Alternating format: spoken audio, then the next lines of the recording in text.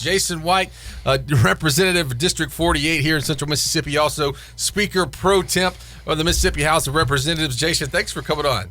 Good to be with you, Brett. Good to be here this morning. Yeah, we're talking about that. Y'all kind of suspended operations for a little bit and just went back because of coronavirus. So first up, how has that kind of impacted what y'all do? Well, as you know, we typically start the first Tuesday in January and run the first 4 months of the year, January, February, March, and April. And we kind of suspended all business there the second week of March and have been gone for 6 or 8 weeks and just agreed to come back at a later date, which was kind of unprecedented for the legislature. And as the pandemic carried on, things from a government standpoint started happening where we needed to be able to react and do some things. And so the speaker and the lieutenant governor got together and decided it was time for us to come back and go to work to take care of the people's business. So we've been back here the last couple of weeks. We have suspended business this week, and we will go back next Tuesday after the holiday. Yeah, so first up, you were voted speaker or elected Speaker Pro Temp back in January. So for folks that might not know, what does that mean? We have 122 members in the House of Representatives from all over the state of Mississippi. Each representative represents about 25,000 voters, taxpayers, citizens. Once we all get there, we elect a speaker, the Speaker of the House, and he or she kind of runs the show. And once he's elected, Philip Gunn was reelected for a third term, and then the body votes on the Speaker Pro Tem, which is kind of like maybe the vice president, if you will. He's kind of the second in command. He fills in when the speaker's not there, runs the day-to-day operations of the House, presides over the chamber when in the speaker's absence. And I've gotten to do that a little bit, which was kind of different. It was a chore for sure.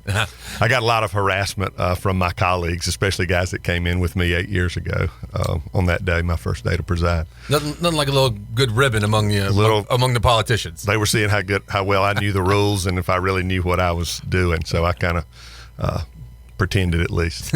We're speaking with Jason White, representative from District 48, Speaker Pro Temp of the Mississippi House of Representatives. And so since y'all have been back in session, is it all coronavirus-related relief bills, or are you still kind of doing some regular, business, or what's it like down there? We have devoted our time since we've been back the last couple of weeks strictly to coronavirus-related activities. As you know, Congress passed really a series of bills or legislation commonly referred to as the CARES Act. And so when Congress passed that, and it provided certain things to the states. So one of the things was $1.25 billion was appropriated to the state of Mississippi for coronavirus relief. And so if you were anywhere, and I know you're in tune with the news because you're doing it every day, we had a little disagreement with the governor about who was going to decide how that money was spent.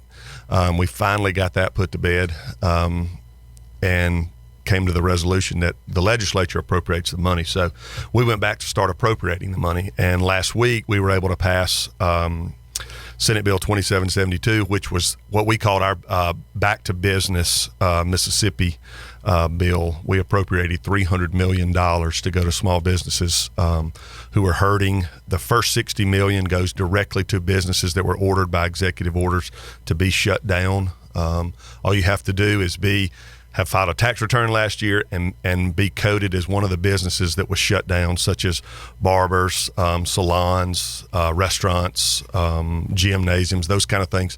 That $60 million will go out, we hope, within the next 2 weeks, and then the other $240 million small businesses can apply for up to a $25,000 grant. These are all grants; these are not loans. Simply showing your losses over the last 2 months. That will be through the Mississippi Development Authority, and we hope to have a portal up within 2 to 4 weeks for folks to apply for that. So moving forward, what's the game plan? How much longer do y'all have in the legislative session? And is, like I said, are you still going to be all coronavirus related, or I guess some of this is going to have to wind down? You're going to have to get back to regular business. We're going to have to get back to regular business because as a result of the pandemic, our state income tax and sales tax collections are way off for the last quarter of the year. We run a fiscal year from July 1 to June 30th, and so we're in the last quarter of this fiscal year, and our revenues for the state are going to, just like everybody else's revenues at their house are going to be way down. And so we're having to do deficit appropriations to get through this year.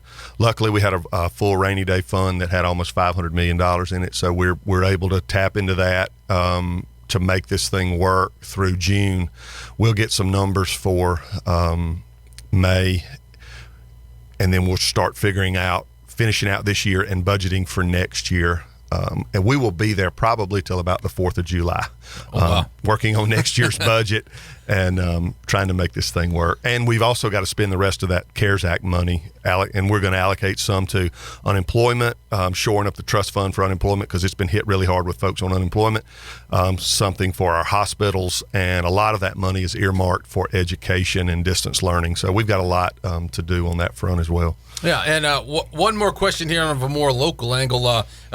Any projects that you can talk about that might benefit, Atala, Carroll, Holmes, Leak, District 48, us here in the Central Mississippi? Well, before the pandemic hit, we were working really hard on some money in the bond bill for the Performing Arts Center here, what I call the old high school, now the junior high. The auditorium there.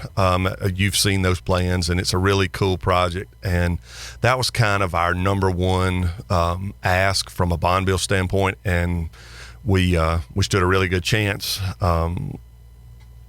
in getting those funds. Now we'll see where all the bond money goes now. It may be going to shore up other budgets or other things with IHL. So we'll take that as it comes and kind of be nimble. But that's the number one project. I am excited about some projects we've already funded, like the Huntington Street project's finally fixing to get going, the paving of the square, some things like that. So some things that have been in the works for a while that are finally being funded and coming out. Jason White, Speaker Pro Temp, Mississippi House of Representatives, representative from District 48 in Atala, Carroll, Holmes, and Leake County. And also locally, you got a new office. Got a new office. Yeah, I saw it right there on the corner at the intersection of Huntington and Jefferson Street. You got it, man. Right there on the corner. It's a hot corner. Everybody's by there every day. I've gotten lots of calls, and I appreciate the shout out on that. Come to see me there on the corner. Yeah, I live on Huntington Street, so I got to go past it right there every morning when there's nobody on the road. There you go. When I go. But Jason, we appreciate you for being on, and we appreciate the work you and the legislature are doing down in Jackson. Cool. Thanks for having me.